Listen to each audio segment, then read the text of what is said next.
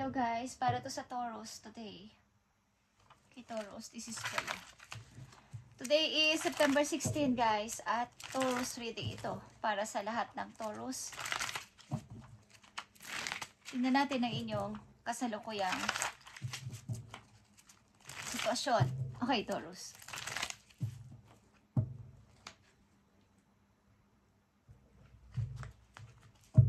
Para to sa'yo.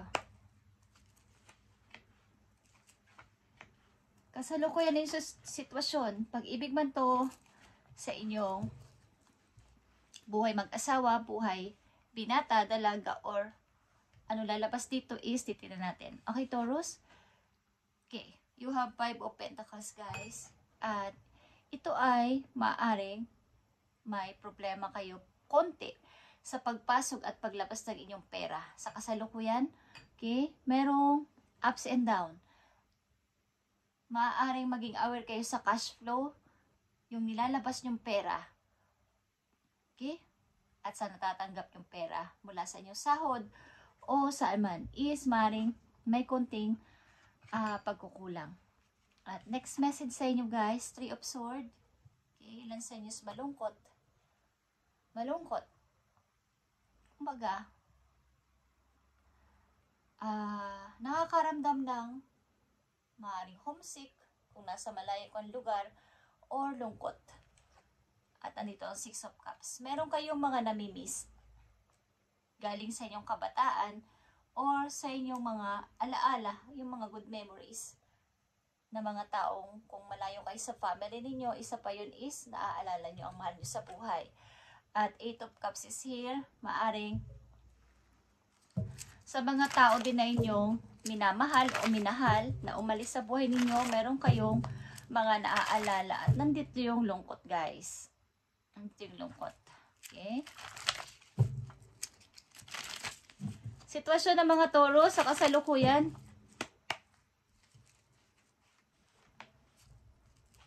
Sa mga Taurus ito. Okay, nandito yung lungkot at hindi rin napapagkatulog, sleepless. Maraming iniisip. King of Pentacles is here, Taurus. Ito ay Capricorn, Virgo, Taurus din. Okay? Andito naman yung inyong okay sa trabaho. Okay kayo sa trabaho, guys. At maaaring, hindi naman, kapag ito yung may konti kayong problema sa pananalapi, but andito pa din yung ganda ng inyong, yung smooth yung inyong trabaho. Okay din naman. 8 of Wands is here, guys. Okay. Andito yung pag-alis o iniwan o inalisan kayo ng inyong minamahal o iniwan nyo inyong minamahal, but andito yung pagpapatuloy. Andito yung pagpapatuloy bagamat mahirap, Taurus. Tingnan pa natin ang message for you sa kasalukuyan, guys. Okay, Ace of Wands is here. Kumbaga, andito yung pananabik, homesick, or kalungkutan, but magigising kayo, magiging okay, malulungkot ulit, at meron ulit na mga bagong activity, mga gagawin na mga bago sa inyong harapan. Kumbaga ay ups and down ng inyong mood or nararamdaman. King of Wands is here, Leo Aries is here. Okay. Maring ito yung tao, ito yung energy na nang iwan o iniwan ninyo, guys. Okay, ito yung dahilan, guys. Ano man ang inyong kasarian na Taurus andito, andito ang Capricorn, Virgo, at ang Leo Aries, guys. Okay, maaaring involved kayo sa energy na to. Or ikaw ito as a King of Wands and King of Pentacles. Meron kang paninindigan at provider ka sa iyong family.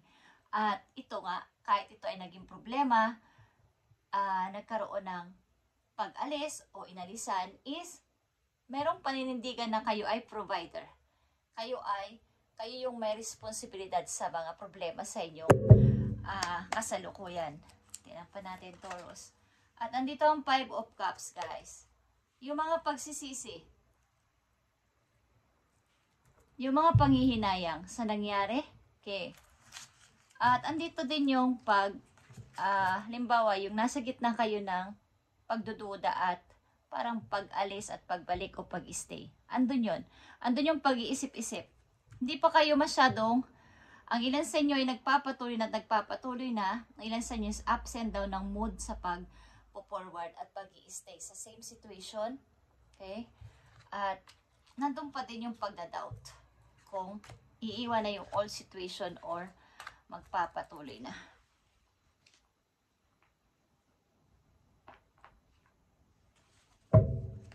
Mga message for you, Taurus, sa kasalukuyan. At nakapokus tayo sa kasalukuyan, guys. Okay, Taurus. September 16. September 16. Message for you. Taurus, this is for you. Yes or no? Andito ang no. Taurus, deception is deception in the dark. Truth hidden. Okay? Okay, guys. Andito yung pagtataksil. Parang pagtatago ng katotohanan sa isang tao. Okay. Kayo ba ay pinagtaksilan? Or may nagtaksil sa inyo? Or kayo mismo ay nagkaroon ng involved sa third party? Kaya nagkaroon ng ganitong klaseng pag-iiwan o paghihiwalayan sa isang relasyon. Parang pagtatago ng isang lihim. Pagtatago na may karelasyon sa iba. Ang katotohanan ay nakatago. Ilan sa inyo kung hindi nyo ito kumbaga, hindi nyo ito i-confess, hindi nyo ito pagsisisihan, is mananatili itong nakakobli sa inyong mind at paulit-ulit na kayo'y magdadoubt sa inyong mga desisyon. At sa inyong mga mamahalin sa next is maaaring may pagdududa na maaaring pagtataksilan ako nito or baka ang tingin nyo sa kanila ay pare-pareho lang na isang mga taksil. Okay.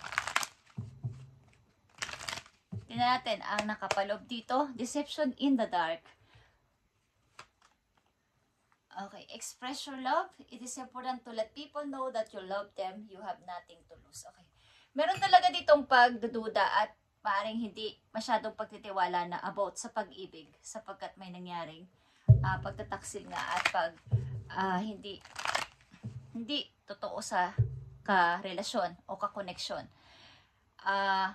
Maaaring kung kayo man ay iibig, ilan sa inyo ay hindi nyo masyadong ine-express ang inyong love sa kanila ng yung hindi nyo pinapakita talaga na love nyo ang isang tao. Pero andun yung care, pagkikare, andun yung love, kaya lang ay hindi nyo masyadong ine-express o pinaparamdam. May limitasyon o may boundaries. Well, hindi naman to masama kung ito ay inyong na-handle ng maayos at kung hindi nakakasunod ang inyong kakoneksyon, maaring labas at masok talaga sa relasyon ng inyong koneksyon sa inyong karelasyon. Sapagkat hindi niya naiintindihan ang inyong nararamdaman. Bakit ganon? Take your power back, okay? You are giving someone control over how you feel. Your happiness should only depend on you. Okay? Yung happiness mo, Taurus, ay nakadepend sa'yo. Kumbaga, kinokontrol mo yung iyong damdamin para sa isang tao. Gusto mo ang isang tao o mahal mo isang tao, pero hindi mo talaga siya ma-express sa dami ng iyong naranasan, sigurong pain sa mga nakaraan mong pag-ibig, andito yung pagdududa at hindi na pagtitiwala ng buong buo sa isang tao. So your happiness should only depend on you. Ano pa nakapalob dito? Okay. Free yourself, Taurus. You don't need to be in control of everything you allow relationship to be successful. Okay. Maaring sa nangyari na ito is sa mga nakaraan yung pag-ibig, siguro is, andito yung pagkukontrol sa isang tao. Hindi mo kailangang kontrol ng isang relasyon kung wala ng pag-ibig or may nagugustuhan ka ng iba o may nagugustuhan ng ibang iyong karelasyon. Maring meron dito para lang masabi ng ibang tao o ng mga kakilala ninyo na kayo ay matagumpay sa relasyon. Andito yung pagkukontrol. Okay. At ang nangyayari dito ay pagkakaroon na ng ibang nagugustuhan. At nauuwi na lang sa hiwalayan na walang closure. Taurus, paparating na message po yun. Tingnan natin. Ano man ito? Paparating na message po yun. I need 3 message lang dito. Paparating na message po yun. Andito ang 2 of Pentacles. Ito ay sa inyong trabaho, opportunity.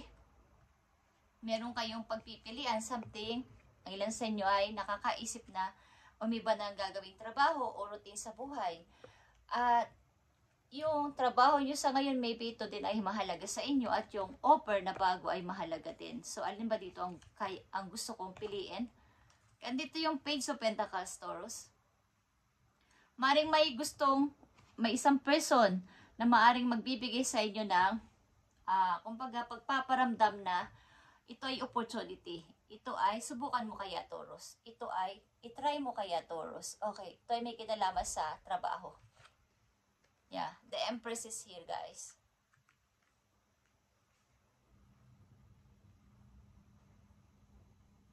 Maring ikaw ay nag-iisa sa buhay, ilan sa inyo, at sinatsaga mo ang sarili mong in-nurture at i-grow dahil sa ba nangyari. At sabihin mo natin na mayroon kang, sa kasalukuyan ninyo, meron kang maayos sa trabaho o maayos na kabuhayan, is andito yung pag-iisa, andito yung kalungkutan, andito yung mga alaala na sana, noon pa. Okay. Tinadaan nyo sa pagkakawanggawa ang pagbibigay ng love sa ibang tao. Okay. Ilan sa mga Taurus dito ay maayos ang pamumuhay at maayos ang daloy ng pananalapi. Okay. Ilan sa inyo ay marami pang gustong i-start maliban sa inyong ginagawa na trabaho sa ngayon. May gusto pa kayong subukan. Okay. Tingnan natin, Taurus, pa ang mga message po you o advice ayon sa inyong sitwasyon. Okay, andito ang Dolphin at ito ay peace.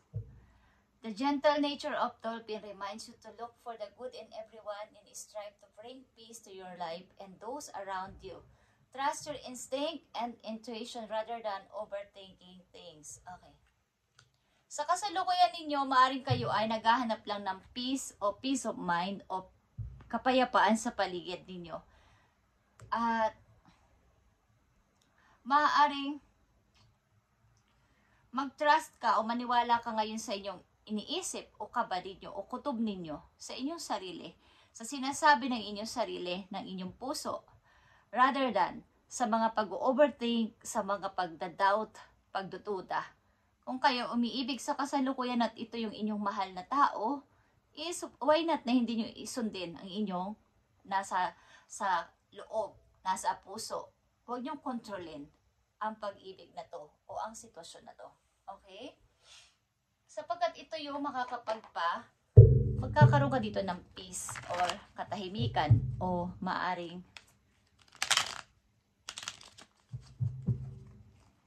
peace to your life and those around you. Okay? Tingnan natin to, guys. Dalawang mahalagang message pa for you, Taurus. Kayo ay nag-iipon ng pera in the near future. Meron kayong balak na gawin sa inyong buhay o sa inyong hinaharap. Meron kayong plano. Kaya kung kayo umiibig maybe sa kasalukuyan, maaring mayroong limitasyon at boundaries ang mga tao na to, sapagkat takot kayo. Andito yung takot at kailangan maintindihan ito ng inyong partner. Kayo ay mapag-isa o gusto ninyo yung mga logic na pag-uusapan o mga pagdidesisyonan. Okay. At andito yung pag-overthink, guys. Tingnan natin, Taurus. Taurus, andito yung 8 of Pentacles and Ace of Pentacles. Okay. Ito ay kaunlaran. Talagang kayo nagsisikap na magkaroon ng ipon na malaki. At maaring, minsan nakakalimutan nyo na rin ang mga mahalagang okasyon sa buhay ninyo. Dahil sa busy kayo. Marami kayong ginagawa kahit nasa bahay na kayo, niisip nyo pa rin yung trabaho ninyo. Maring ayaw nyo kayo ay ismulin na naman pagdating ng panahon. Gusto nyo mayroon kayong ipagmamalaki in the near future. Sa mga taong maybe ang tingin sa inyo ay maliit kayo or kayo ay dina-down. Okay. Taurus, ito ang inyong message ngayon, September 16, 2025, at huwag kang mag-overthink. Huwag kang mag-isip na mag-isip at paparating ang magagandang good news sa iyong buhay, lalo na sa career. Guys, abundance in liberating are finally on the way, Taurus, and comes to you now to remind you of the amazing manifesting power of gratitude. You will always have plenty when you express gratitude to every part of creation. Okay. Maaring kayo ay bibigyan lang din ng award ni God dahil sa inyong kabutihan din naman na ginawa o ginagawa sa tao. Bagamat andong kayo sa sitwasyon dati na kayo ay hirap sa buhay, hirap sa katawan, hirap sa mga isipin, sa problema, andun yung pagbibigay ng tulong at favor sa ibang tao. Okay. Nakita nyo ba yun? Naririnig nyo ba yung trend? Malapit ako sa trend, guys. Release ng trend. At abundance is nagpaparamdam sa inyo. Kayo ay bibigyan lang din ng award ni God dahil sa inyong mga kabutihan na ginawa. At maaaring itong, kung kayo ay pinagtaksilan dati o may nag-hide sa inyo ng katotohanan sa kanyang pagtataksil, is maaaring ito ay inyo nang kalimutan at sabihin at ang inyong nararamdaman para ito'y tuluyan ng maglaho sa inyong isip at magkaroon na kayo ng tiwala sa susunod ninyong mamahalin. Hindi na mga duda-duda at hindi pagtanggap. Okay? Thank you, Taurus, and God bless para sa inyong lahat ito. At sa mga ganito ang sitwasyon, mga good news is paparating sa inyo at maging balance lang sa trabaho, sa inyong career, sa inyong sarili, private life, sa inyong mahal sa buhay, loved ones, is balabalansin nyo yung oras or percentage ng pagmamahal at pagbibigay nyo ng attention sa kanila. Lalo na sa inyong sarili o sa inyong private life. Magkaroon kayo ng time, hindi lang sa